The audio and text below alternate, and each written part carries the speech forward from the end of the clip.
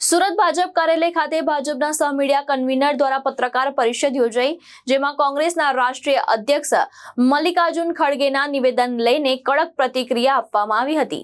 સુરતમાં યોજાયેલી આ પત્રકાર પરિષદમાં ભાજપના આગેવાન દ્વારા કોંગ્રેસ પર નિશાન સાધવામાં આવ્યો।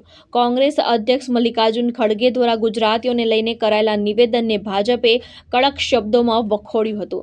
ભાજપના નેતાએ જણાવ્યું કે મૂર્ખ અને અભણ જેવા શબ્દોનો ઉપયોગ કરવો યોગ્ય નથી, તે સમગ્ર ગુજરાતીઓનું અપમાન છે।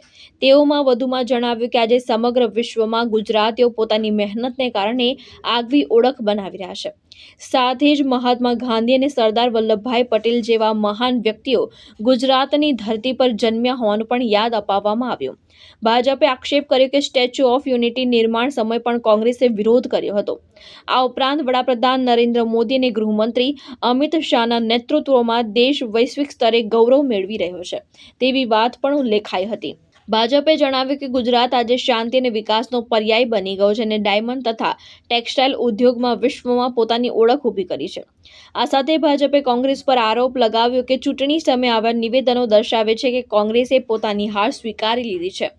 અંતમાં કોંગ્રેસના રાષ્ટ્રીય અધ્યક્ષ મલ્લિકાર્જુન ખડગેને ગુજરાતીઓનું અપમાન બદલ માફી માંગવાની પણ માંગ કરવામાં આવી હતી। હાલમાં જ કોંગ્રેસના રાષ્ટ્રીય અધ્યક્ષ ખડગેજીએ જે ગુજરાતની પ્રજા માટે એક દુર્ભાગ્યપૂર્ણ, અપમાનજનક અને નિંદનીય નિવેદન આપ્યું છે, એના જવાબમાં આજે ગુજરાતીઓને એકતા અને અખંડિતતા પર એમણે પ્રહાર કર્યા છે।